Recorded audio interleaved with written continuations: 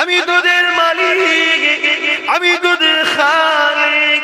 তোরা কি খাবি তার ব্যবস্থা আমি আল্লাহ করে দিয়েছি। কোন খাবারটা তোরা খাবি না সেটা আমি আল্লাহ জানিয়ে দিয়েছি। তোরা দুনিয়া জমিনে যাবি, শুধুমাত্র আমার হুকুম মেনে চলবি। আমি তোদেরকে কিছুদিনের জন্য পরীক্ষা করে পাঠিয়েছি, আবার কখনো কখনো তোদেরকে কঠিন পরীক্ষা নিবার জন্য এই জমিনের উপরে আমি আল্লাহ পাক এমন কিছু লোককে পাঠাবো যারা দুনিয়া জমিনে পাওয়ারের ক্ষমতায় বসে গিয়ে আমি আল্লাহ আমার বিরোধী আইন তৈরি করবে। এই পরীক্ষা তোদেরকে নেওয়া হবে। যেমন ফিরআউন করেছিল দুনিয়ার মানুষকে জোর করে আল্লাহ থেকে সরিয়ে দিয়ে নিজেকে খোদাই দাবি করেছিল।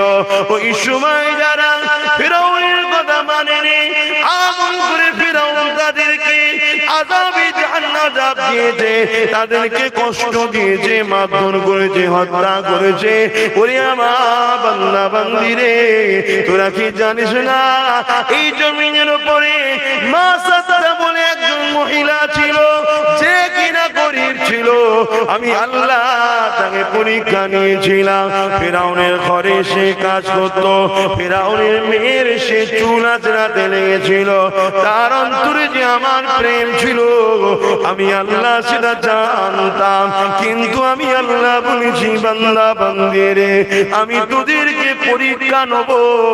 এই মা সাদরা যখন কাকুই দিয়ে ফিরআউনের মেয়ের মাথা ছেড়াতে যায়, ওই কাকুইটা হাত ফসকে যখনই পড়ে যায়, মা সাদরা কাকুইটা যখনই তুলতে যায় বিসমিল্লাহ বলে তুলেছিল। আর আমি আল্লাহ এই আওয়াজটা ফিরআউনের কান্নার কানে পৌঁছে দিয়েছিলাম। তার কন্যা ফিরআউনকে যে বলে দিয়েছিল, মা সাদরা তোমাকে খোদা বলে মানে না, মুসা যে খোদার প্রচার করেছে ওই খোদাকে মানে। এ বিশ্বে মানুষ রে, আমি আল্লাহ তোদেরকে জানিয়ে দিই, তোরা যারা আমাকে মহব্বত করিস আমি আল্লাহ তোদেরকে পরীক্ষা নেব। ওই পরীক্ষা যারা ধৈর্য ধরে পাশ করে নিবি আমি আল্লাহ তাদের জন্য চির শান্তির জান্নাত দেব। ইতিহাস আমাদের জন্য শিক্ষা আছে কিছু নেই।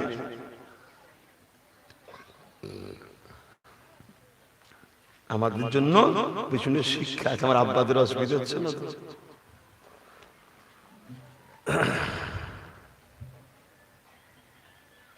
বস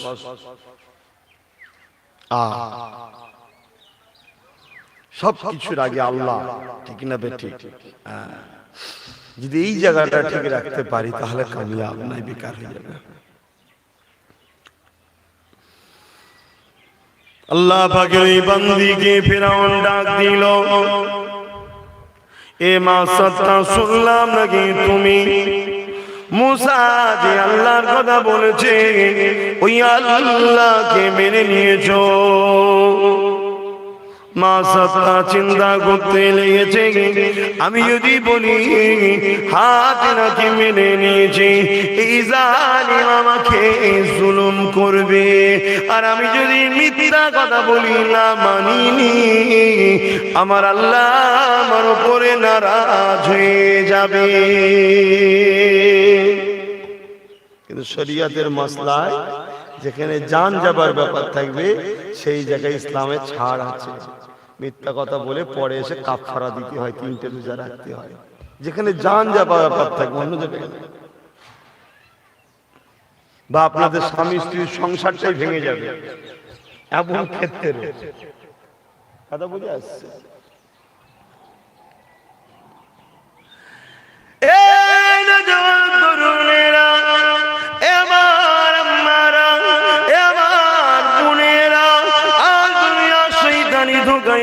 আমরা আল্লাহকে যেন নারাজ না করে ফেলি, কেননা রূপ আল্লাহ দিয়েছে, গুণ সৌন্দর্য আল্লাহ দিয়েছে। এই জমিনের উপরে কত নারী আছে যারা যাদের প্যারালাইসিস রোগ হয়ে গেছে, ছোটবেলাতে পোলিও হয়ে গেছে, মা বোনেরা কেউ তাদের দিকে তাকিয়ে তাকিয়ে দেখে না। আল্লাহ তোমাকে সুন্দর দিয়েছে এর বলে আল্লাহর বিরুদ্ধে তুমি তোমার সৌন্দর্যকে খরচ করো না। মনে রেখে দিও, এটাও তোমার জন্য কিন্তু আল্লাহ পাকের একটা পরীক্ষা। আল্লাহ কাউকে ধন দেয়, ধনী করেছে বলে ওই মানুষটার জন্য যদি মনে করে আমি দুনিয়ার বুকে বুক ফুলিয়ে করবো, মানুষকে মানুষ মনে করবো না, অহংকার করে বেড়াবো, ওই মানুষটা ক্ষতিগ্রস্ত হয়ে যাবে। এই জন্য নবী আমার জানিয়ে দিলে দুটো জিনিস রয়েছে, একটা হলো ধৈর্য আর একটা হলো শুকরিয়া। ধৈর্য ধরা তবুও সহজ, শুকরিয়া আদায় করাটা বড় কঠিন। বুঝাতে পারছি তো? ধৈর্য ধরা তবুও সহজ, যদি কেউ গরিব হয় নাচারে কি করবে, ধৈর্যই ধরবে তো। কিন্তু কেউ ধনী, অনেক পয়সা আছে, এরপরও সে আল্লাহ বলেন দান খায়রাত, নরম হয়ে থাকা, মানুষের উপর জুলুম করে না, সবার কাছে ভালোবেসে থাকে, আল্লাহ শুকরিয়া আদায় করে, এটা কিন্তু অনেক কঠিন ব্যাপার। পয়সার একটা গরম থাকে।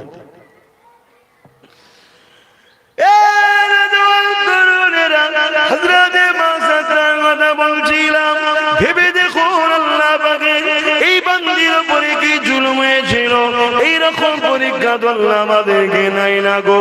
হযরতে মাসাদরা তখন বলল, ফিরাউন রে, আপনি যা শুনেছেন সত্য কথা শুনেছে, এ দুনিয়া বাদশা জাহাপানা খা, আমি তেনাকে আল্লাহ বলে মেনে নিয়েছি, যিনি আপনাকে সৃষ্টি করেছে এবং আপনাকে বাদশাহী দান করে পরীক্ষা নিচ্ছে, কিন্তু আপনি তার বিরুদ্ধে চলে গেছে। আমি মাসাদরা আপনাকে বলবো, মৃত্যু এখনো বাকি আছে, আপনি তাকে আল্লাহ বলে মেনে নেন।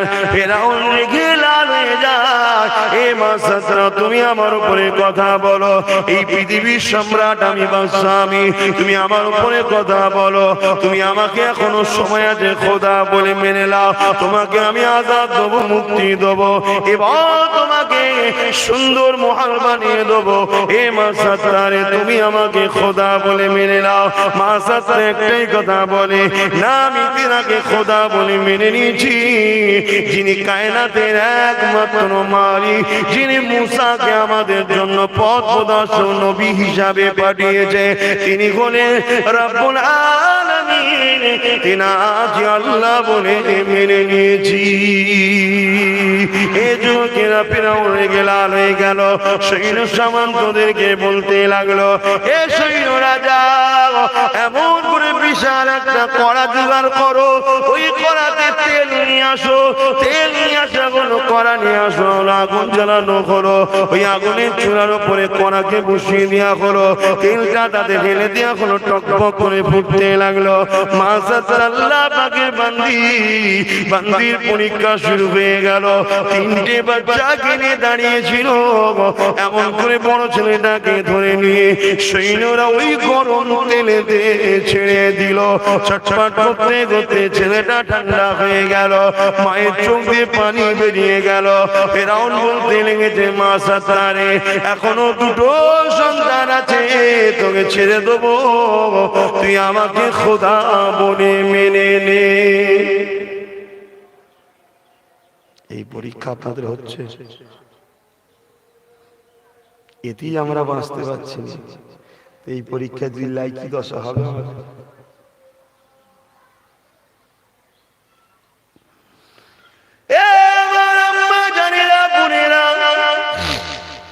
দুনিয়ার তামাশা দেখে কোনো লাভ নাই, কেউ তোমার আমার আপন নয়।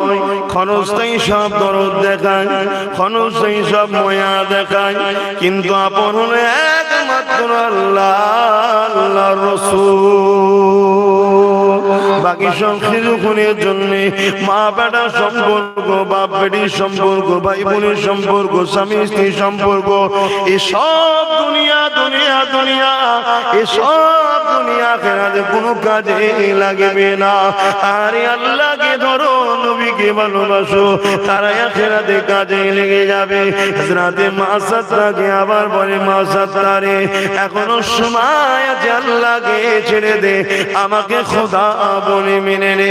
মা সাদরা একটাই কথা বলেছিল, এ ফিরআউন, ভয় করো সেই আল্লাহকে যিনি তামাম কায়নাতের বাদশা, যিনি তোমাকে বাদশাহী দান করেছে, আবার তোমার কাছ থেকে কেড়ে নেবার ক্ষমতাও রাখে তিনি। কিন্তু ফিরআউন ধ্বংস হবার কথা, তাই সে হিদায়াত হলো না। রেগে গিয়ে আবার মা সাদরা দ্বিতীয় ছেলেটাকে ওই গরম করা তেলে ফেলে দিল। বাচ্চাটা ছটফট করতে করতে থেমে গেল। মা জমিনের উপরে হাঁটু গেড়ে বসে গিয়ে চোখে পানি ছেড়ে দিয়ে যার বারবার আসমানে দিয়ে মাথা তুলে বলে, আল্লাহ, আপনার দাসীকে আপনি সব ধৈর্য দিন। আল্লাহ পরীক্ষা নেবে আমাদের ঘরে। আল্লাহর কাছে সাহায্য চান যেন আল্লাহ কামিয়াবি করে। পরীক্ষা আল্লাহ নেবে। এইভাবে ফিরআউন অত্যাচার জুলুম করেছিল, শুধু মা সাদরার উপরে করেছে তা নয়, তিনার পাক আহলিয়া আমাদের সকলের আম্মা জান হযরত আসিয়ার উপর অত্যাচার করেছিল। কাফের মুমিনের বিবাহ, কাফের মুমিনার বিবাহর আয়াত তখন নাজিল হয়নি, তখন হতো। আম্মা ছিলেন মুমিনা, আল্লাহওয়ালা, আল্লাহকে ভালোবাসতেন, কিন্তু তার উপরও জুলুম হয়েছে।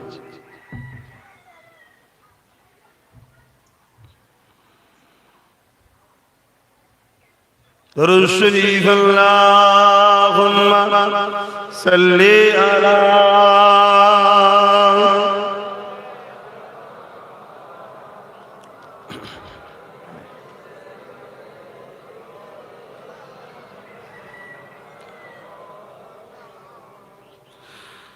तेरी जालियों के नीचे तेरी रहमतों की छाए, जिसे देखनी हो जन्नत ओ मदीना देखाए, जिसे देखनी हो जन्नत ओ मदीना देखाए। रोजे के सामने मैं ये दुआएं मांगता था, रोजे के सामने मैं ये दुआएं मांगता था, मेरी जान निकल तो जाए, ये समा बदल न जाए, मेरी जान निकल तो जाए, ये समा बदल न जाए। तैबा के जाने वाले तुझे दुआएं देता हूँ, तैबा के जाने वाले तुझे दुआएं देता हूँ, दर मुस्तफा पे जाकर तो ये जहां को भूल जाए, दर मुस्तफा पे जाकर तो ये जहां को भूल जाए, जिसे देखनी हो जन्नत ओ मदीना देखाए। अल्लाहुम्मा सल्ली अला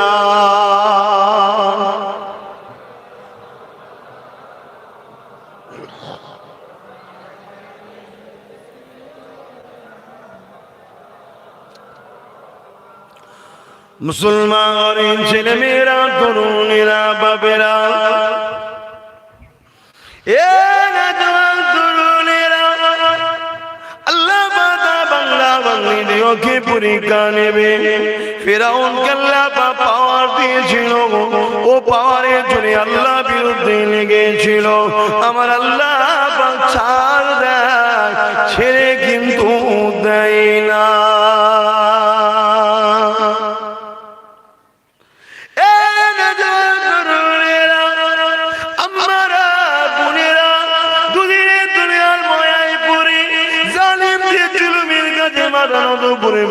হবে না গো, এতে জান চলে যায়, চলে যাবে। আল্লাহ বিরোধী হতে পারবো না গো। কেননা আম্মাজান হযরত আসিয়ার উপরে ফিরাউনকে অত্যাচার করেছিল। দেখো আম্মাজান আসিয়াও ফিরাউনকে খোদা বলে মানত না। এই খবর যখন ফিরাউনের কাছে পৌঁছে যায়, ফিরাউন যখন আসিয়াকে ডেকে বলেছিল, এ আসিয়া শুনলাম নাকি তুমি আমাকে খোদা বলে মানো না। এ আসিয়া এটা কেমন কথা? সমাজের মানুষকে আমি জোর করে খোদা বানাচ্ছি, আমার তারা উপাসনা করতে লেগেছে। আর সমাজের মানুষ যদি জেনে যায় ফিরাউনের স্ত্রী তাকে খোদা বলে মানে না, এ আসিয়ার এটা কেমন কথা? এখনো সময় আছে, এ আসিয়া তুমি আমাকে খোদা বলে মেনে নাও। যদি না মানো মনে রেখে দিও, তুমি স্ত্রী বলে ছাড় পাবে না, কেননা আমি তোমার উপর জুলুম করব। এ আসিয়া তুমি তো জানো আমার গদিকে টিকাবার জন্য, আমার খোদাইত্বকে টিকাবার জন্য, আমার পাওয়ারকে টিকাবার জন্য এ আসিয়ারে কত আমি খুন করেছি, মার্ডার করেছি, তুমি কি জানো না? এ আসিয়ারে যখন আমাকে এক গণকরক বলেছিল একটা বাচ্চা আসছে ফিরাউন তো রাজত্বকে শেষ করে দেবে, ওই সময় লোকের বাড়ি বাড়ি আমি সৈন্য পাঠিয়ে দিয়েছিলাম, পুরুষ বাচ্চা জন্ম নিলে তাদেরকে কতল করে দিয়েছিলাম। এ আসিয়ারে বাচ্চাটাই আমাকে ধ্বংস করবে, এই বাচ্চাটাই তুই তুলে নিয়ে এসেছিলি, তোর ভালোবাসায় তাকে লালন পালন করেছিলাম, আমার কোলে সে বসেছিল। একদিন আমি বিচার করতেছিলাম, ওই বিচারটা আমি ভুল করেছিলাম, গরিবের দিকে না গিয়ে ধনী লোকের দিকে গিয়েছিলাম। আমার কোলে বসে থাকা ওই মুসা তখন আমার গালে একটা চর মেরেছিল। এ আসিয়া তখনই আমার ধারণা হয়েছিল এই সেই বাচ্চা কিন্তু তোর জন্য তাকে মারতে পারিনি। আজ সে খোদায়ের প্রচার করছে, সেই আল্লাহর প্রচার করছে, আজ তুই তাকে মেনে নিয়েছিস। এ আসিয়া তোর আর ছাড় নাই, তোকে আমি সময় দিলাম, তুই যদি আমাকে খোদা না বলে মেনে নি তোকে আমি মেরে দেবো, তোকে মাপ আমি করবো না। আর তুই যদি আমাকে খোদা বলে মেনে নি আমি তোকে আমার রাত প্রসাদে একটা বড় সুন্দর বালাখানা বানিয়ে দেবো, অনেক চাকরানি দেবো, আরামায়েশে জিন্দেগি কাটাবি। আম্মা আসিয়া কি বলেছিলেন? হে আমার স্বামী ফিরাউন শুনে রেখে দাও, তুমি যদি আমাকে আকাশের চাঁদ তারা এনে দিত তো পারবে না, যদি এলো দাও, তথাপিও তোমাকে আমি খোদা বলে মানব না। আমি তিনাকে খোদা বলে মানি যিনি আমাকে জমিনে সৃষ্টি করেছে।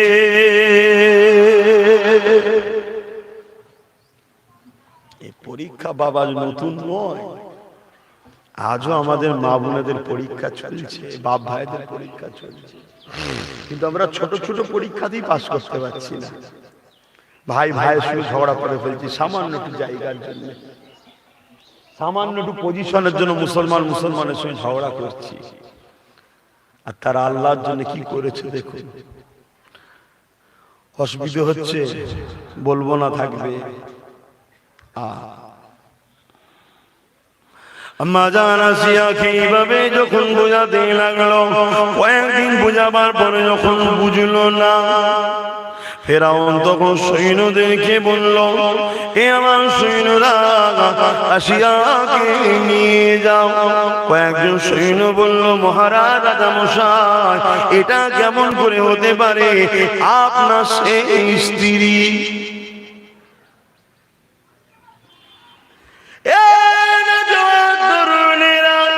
এই জমিনের উপরে আল্লাহকে যারা না মেনেছে, আল্লাহর বিরুদ্ধে যারা ছিল, এক আল্লাহকে না মানা লোকগুলো এত বড় বড় অঘটন ঘটিয়েছে, যা ইতিহাস আজ প্রমাণ রয়েছে। তার একটা তোমার ওই ফেরাউন নিজের খোদাইত্ব বাঁচাবার জন্য, রাজত্ব বাঁচাবার জন্য লাখো হাজারো বাচ্চাদেরকে কতল করে দিয়েছে, নারীদের জোদাব লুণ্ঠন করেছে। এ কিন্তু এক আল্লাহকে মানত না।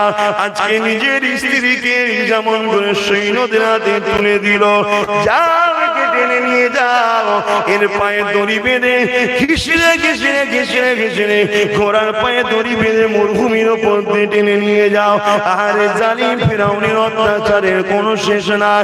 আম্মার পায়ে দড়ি বেঁধে দিয়ে ঘোড়ার পায়ে দড়ি বেঁধে দিল, ঘোড়া ছুটতে লাগলো, আম্মাকে ঘিসড়ে ঘিসড়ে ঘিসড়ে ঘিসড়ে টেনে টেনে নিয়ে যেতে লাগলো। পিঠে চামড়াটা গুটিয়ে গুটিয়ে হাড়ের কাছে জড়ো হয়ে গেছে। এইভাবে একটা জায়গায় ঘোড়াকে দাঁড় করিয়ে দিল। ফিরাউনের সৈন্য সামন্ত নিয়ে এসে সেখানে হাজির হয়ে গেল। এ আসিয়া রে, এখনো সময় আছে, তুই জানে বেঁচে যাবি, তোকে আমি অনেক সুন্দর বাড়ি গাড়ি বাড়ি মালাখানা করে দেবো, তোর অনেক দাস দাসী দেবো। এ আসিয়া তোকে আজাদ করে দেবো, তোকে এমন করে শান্তিতে রেখে দেবো, দাস দাসী নিয়ে তুই থাকবি। একবার আমাকে খোদা বলে মেনে নে। এইরকম অবস্থাতে আম্মা একটাই কথা বলেছিল, আল্লাহ আল্লাহ আল্লাহ।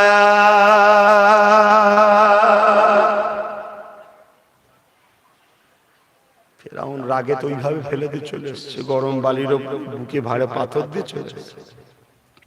একদিন দুদিন যাবার পরে আবার সৈন্য পাঠিয়ে যাও, যে জিজ্ঞেস করো ঠান্ডা হয়েছে কি। একটাই কথা মায়ের, যে না, আমি এক আল্লাহকে মানি, লা ইলাহা ইল্লাল্লাহ মুসা কালিমাতুল্লাহ। তখন মুসা নবীর নেতৃত্ব চলছে। আমরা যেমন লা ইলাহা ইল্লাল্লাহ মুহাম্মদ রাসূলুল্লাহ। জুলুম শুধু তোমার আমার উপরে হচ্ছে তা নয়, তোমার আমার উপর তো ছোট ছোট চিমটি কাটা টাইপের হচ্ছে, তাদের উপর অনেক জুলুম। এতেই আমরা ধৈর্য হারা।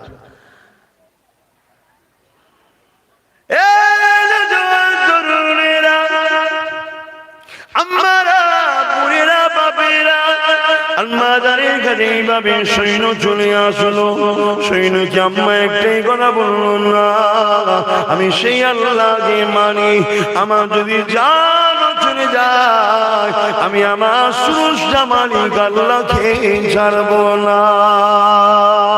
ওই সময় রাস্তা দিয়ে যখন সৈন্য চলে আসে, হযরত মুসা আলাইহিস সালাম যেতেছিলেন, মুসা আলাইহিস সালাম তিনাকে দিকে ছুটে গেলে, গিয়ে বলতে লাগলেন, মা আপনি বড় ধন্য মা, একটু সবর করেন মা, অলরেডি আপনার আলোচনা আল্লাহর আরশে লেগেছে, কাতারে কাতারে সারিবদ্ধ হয়ে গেছে ফেরেশতারা আপনার সাক্ষাতের জন্য।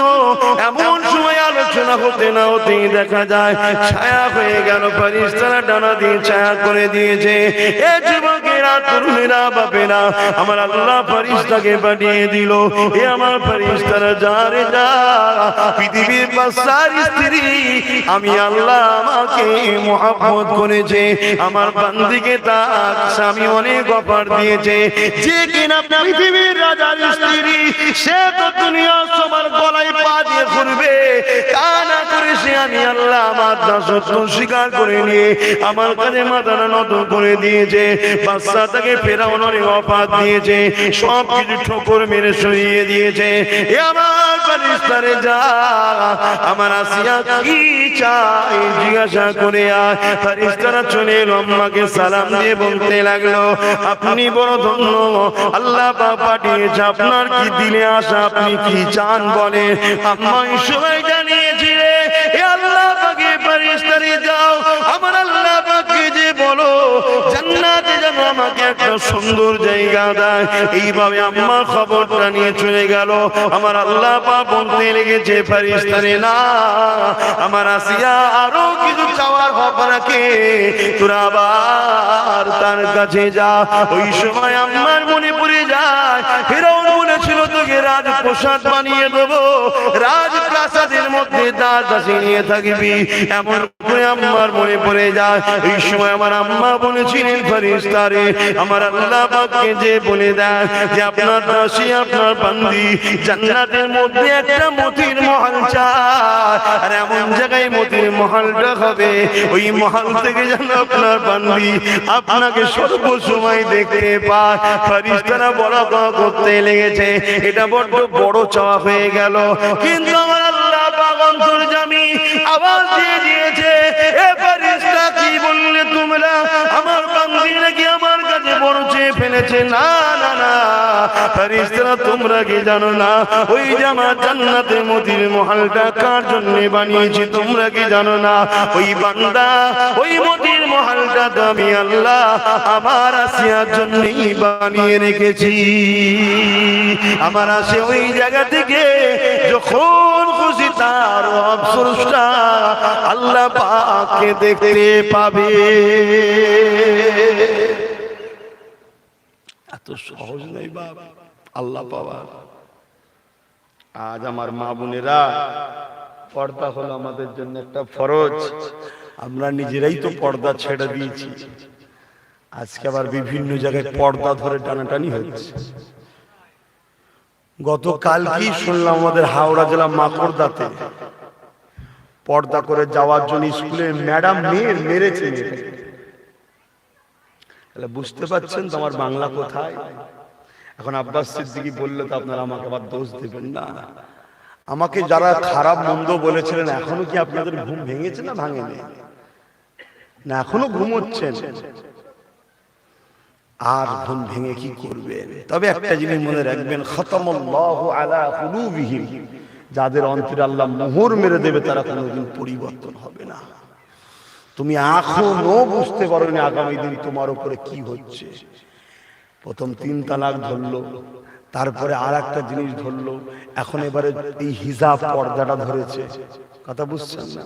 কেন মুসলিম ছেলেরা কাজ কামলে একটু ব্যস্ত পড়ে যায়। গরিব তো সব, মুসলমান তো বেশিরভাগ গরিব। দলিত আদিবাসীদের থেকেও আমাদের অবস্থা ভারতবর্ষে আরো খারাপ। এই জন্য তবু আমাদের বাড়ির মেয়েগুলো একটু স্কুলে যায়।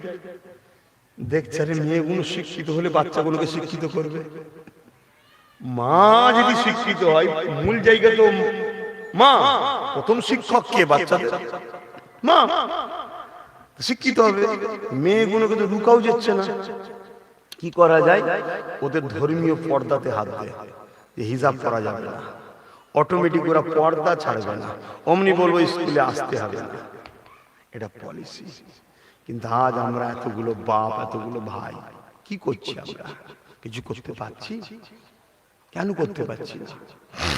হ্যাঁ, একটা যদি অধর্মের ভাইয়েরা, অন্য ধর্মের ভাইয়েরা, তারা তাদের ধর্মীয় কালচার রীতিনীতি নিয়ে যাচ্ছে, আমি তাদের বিরুদ্ধে নয়, তারা তাদের ধর্ম পালন করে নিয়ে যাচ্ছে, অসুবিধে নেই। আমার বেলায় অসুবিধে কেন? আর পর্দা তো শুধু ইসলাম বলেনি, পর্দা তো সনাতন ধর্মের কথা বলেছে, পর্দা তো খ্রিস্টান ধর্মের বাইবেলও আছে। সব ধর্মই তো পর্দার কথা বলেছে, নারীর ইজ্জত আবরু ঢেকে রাখার কথা সব ধর্মই বলেছে। কে মানছে না মানছে পরের কথা, আমার অনেক মুসলমানরাও মানে না, কিন্তু কেউ যদি মানে তার অধিকার আছে না। কিন্তু আজকে আমরা করতে পারছি না কেন? ভেবে দেখুন।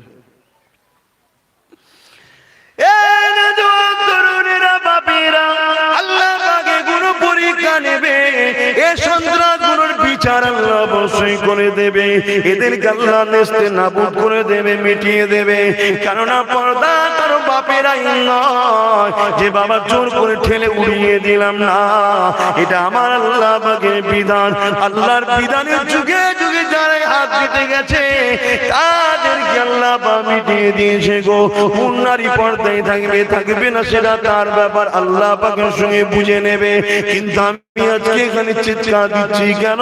শুধুমাত্র আল্লাহ পাকের একটা বিধান, এই বিধানে আগুন তোলার ক্ষমতা কারো নাই। কেউ যদি তোলে তাকে তো আল্লাহ মিটাবে।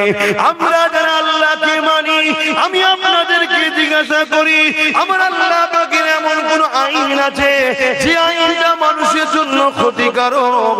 কখনোই হতে পারে না, পারে না, পারে না। এই যখনই আমি পর্দার কথা বলি, কিছু মুনাফিক এমন করে কিছু অশিক্ষিত মূর্খ বলে মুল্লারা নারীগুলোকে পরাধীন করে রেখে দিয়েছে। এই এমন করে মূর্খ সমাজ শুনে রেখে দে, নারীর জন্য মুল্লারা কিছুই করেনি। নারী দিগকে যিনি বানিয়েছে সেই আল্লাহ জানিয়ে দিয়েছে নারী।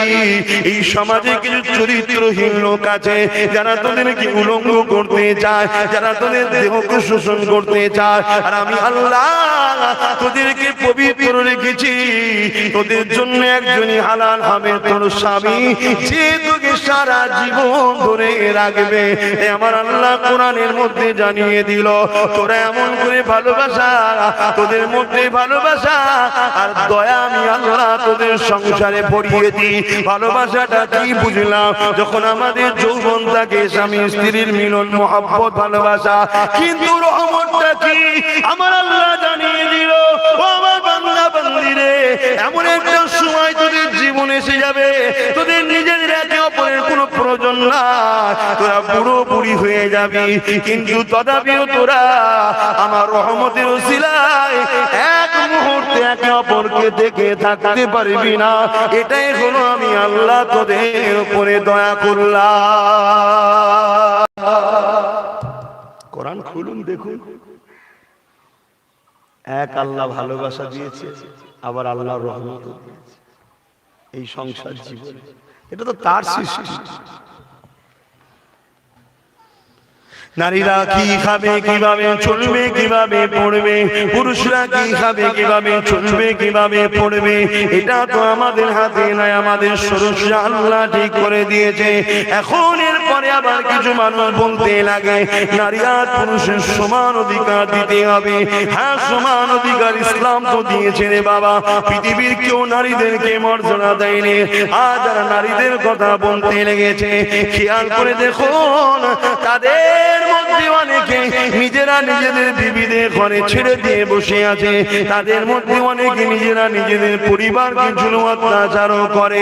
তাদের মধ্যে দেখুন নারীদের উপরে অনেক অত্যাচার জুলুম রয়েছে। কিন্তু আমি আপনাদেরকে জানিয়ে দিই ইসলাম নারীদেরকে কতটা মর্যাদা দিয়েছে। যারা এক আল্লাহকে মানত না ১,৫০০ বছর আগে ৩৬০টা নকল খোদার উপাসনা করেছিল, তারা এমন করে নারীগুলোকে জেন্দ্র পুঁতে দিত, কেননা তাদের ধারণা ছিল নারী হলো অশুভ। আর আমার আল্লাহ জানিয়ে দিলে, আমার হাবিব বিশ্বের মানুষকে জানিয়ে দি, যার ঘরে নারী সন্তান প্রথম হবে, এর মানে ওই বাপটাকে আমি আল্লাহ খুশি সংবাদ জানিয়ে দিলাম। ইসলাম নারীদেরকে মর্যাদা দিয়েছে না দেয়নি? কিছু লোক বলে সমান সমান দিতে হবে, বলে না, বলে না। ইসলাম সমান নয়, আরো বেশি অধিকার দিয়েছে নারীদেরকে। জোরে বলুন সুবহানাল্লাহ। নারী বাপের সম্পত্তির হক পাবে, অন্য কোন জায়গায় আছে কি দেখেন? ফারাজ ইসলামে আছে, নারী পুরুষ যদি বাপের সম্পত্তির হক পায়, নারীও পাবে। দেন তো আপনারা, এই ফারাজ দেন না? হ্যাঁ, ছেলে যদি আমার সন্তান হয়, নারীটাও তো আমার সন্তান। আগে ছিল না, ইসলামে আছে, অন্য জায়গায় নাই। হক দিচ্ছে।